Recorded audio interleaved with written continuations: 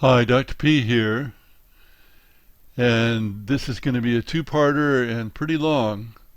It's tips for military style strategy in games, but many of the tips apply to a lot of non-military games as well. Now, if something involves maneuver or placement and geospatial relationships, and it involves taking or destroying assets of other players, then it's military strategy or tactics. It doesn't necessarily have to be a game that's supposed to represent warfare, but it probably is. The strategy is what you do long before the battles take place. And tactics is what you do in and during a battle. Now, I'm not going to differentiate between those two as we talk about the various tips, because it's not necessary in this context. Now, strategic thinking is nearly a lost art among younger adult game players. That's my experience from many years of getting games tested at college game clubs. Many young adults, when they play a game that requires strategic thinking for success, fail pretty dismally. This is probably something that needs to be learned, like most other kinds of thinking, and probably they haven't had much chance to learn it. Part of strategic thinking is to recognize which relationships are most important, which least important, and so on. The number of them is not what counts. I should add, when we talk about strategy in games, there's a strong supposition, of course, that the player wants to win. Lots of people don't care about winning when they play games, especially video game players. Some of the video hardcore and certainly the casual players want the experience first, whatever that is for them, and winning is somewhere between secondary and irrelevant. Of course, you can't actually lose a single-player video game, can you? So they don't have to worry too much about winning. If they're persistent, they're going to win. So I have a list of 20 tips, and I'll go through each of these one at a time, and that will take two parts. The first one is see the whole game. Now this depends on the game, of course, but in some highly strategic games you have to see the whole game. That is, you have to not only pay attention to what's happening to you, but what's happening to everyone. And not only what's happening now, but what's going to happen or what you want to happen 10 turns from now, 2 hours from now, whatever it is. You've got to have in your mind what you want to have happen. It may not happen that way, but you've got to have some sort of plan, and we'll talk about planning later. Unfortunately, most people, especially in the generation of instant gratification, focus too much on what's immediately affecting them, and that tends to result in losses. That's more true as players have more ways to affect other players. Now, most of my tips don't really matter in multiplayer solitaire, or what I prefer to call parallel competitions. So you have to learn to take the whole game into account from start to finish, not just what's happening to you right now. Reconnaissance, or in gathering intelligence. Time spent in recce is never wasted. Reconnaissance. It's not entirely true, of course. Your recon can give away information to the enemy, but in general, the more you know about enemy arrangements, the better. So this could be expanded to effort spent gathering intelligence is never wasted. What you have to avoid is to let it become an excuse for inaction, because that's what occasionally happens. People keep gathering intelligence because they're not sure what to do, and it ends up causing inaction.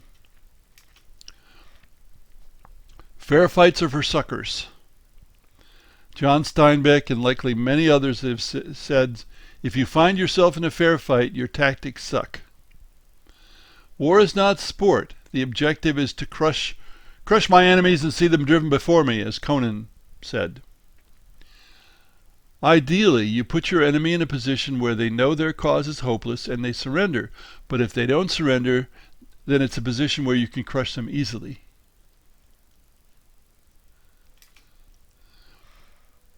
Perhaps the greatest or the great essence of games of military strategy and tactics is knowing when not to fight.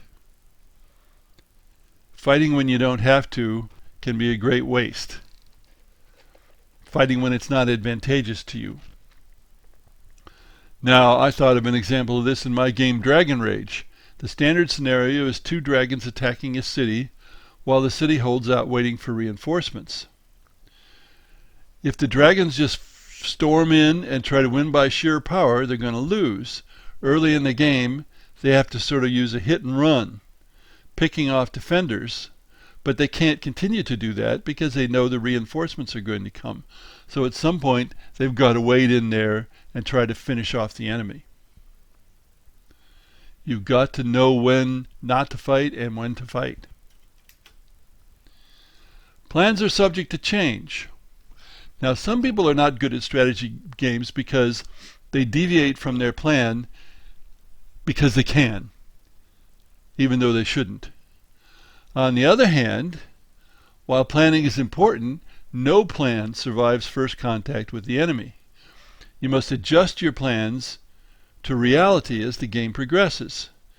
If you don't like to plan, you're in more and more trouble as you move up the scale from tactical to strategic to grand strategic. If you don't like to plan, then you're just fighting fires, and that's not the way to win a game. You want to be in control of what happens as much as possible, not let the enemy cause all these fires that you're fighting. So never fight for the sake of fighting. Have a reason to fight other than possibly killing an enemy. Killing the enemy is rarely the actual objective. So the best generals convince the enemy to give up, though there are limited opportunities for that in games. He who lives by the dice dies by the dice. And we can substitute randomness for dice.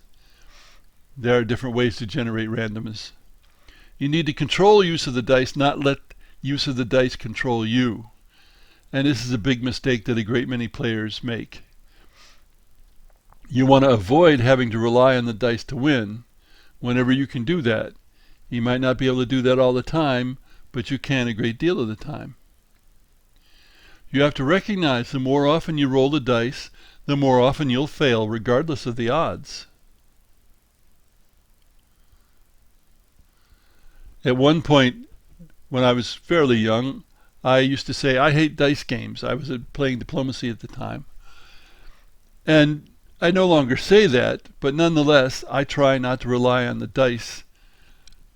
I try not to have to rely on the dice to save my bacon, so to speak. Combined arms.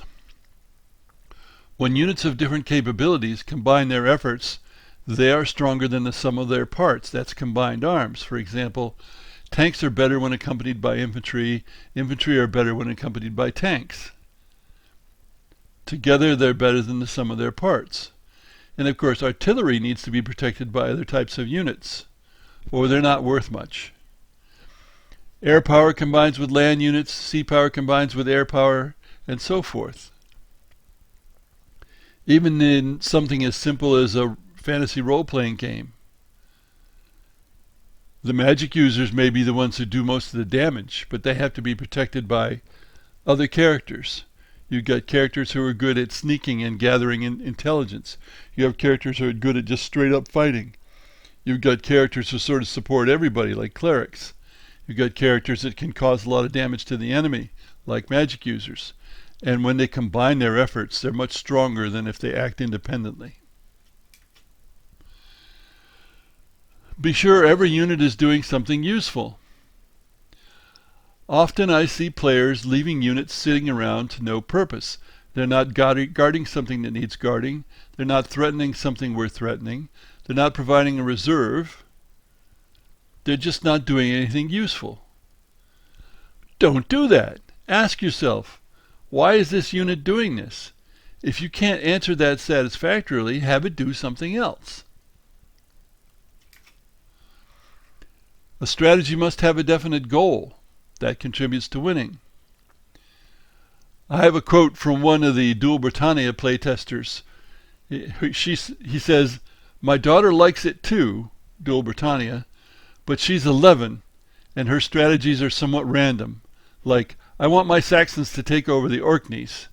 Well, the Saxons are along the southern coast of Britain, and the Orkneys are as far north as you can go." Now, there can be intermediate goals as well, goals that take you to your ultimate goal, and it's acceptable to have those as your short-term goal, the intermediate goals. War is an art. You can't learn it by rote. And I have two quotations from famous generals. From Ulysses S. Grant, "If men make war in slavish obedience to rules, they will fail." From General George Patton, "War is an art, and as such is not susceptible of explanation by fixed formula." So many people want to do things by rote, just following rules, and that may be a failure of K-12 education and even college education now. But it can't be done in warfare, and it can't be done in games that depict warfare or games that depict generalship. Conservation of forces. If the enemy is ineffective, why fight them and lose your own assets? I play an old video game called Empire Deluxe Enhanced Edition. If I'm having problems, if I'm outnumbered by the enemy, which often happens because I tend to switch sides and take over the weakest side, then sometimes I just hide in a city which is mostly inaccessible to the enemy unless they have troops nearby to capture it, and the enemy can't do much to me. Excuse me. Don't attack for the sake of attacking. You may be wasting your forces. Another example from Empire Deluxe. The computer opponent will build a bomber, and if it's near any other player, it sends the bomber to bomb that other player and keeps bombing until it dies. I play with lots of islands and continents, and even if the bomber is crossing the ocean to a place where that particular computer opponent has no assets at all, it'll send it over there and bomb, just sort of randomly. It's slaughter for the sake of it, and that's a big mistake in military strategy. And we'll talk more about these things in part 2. Thanks for listening.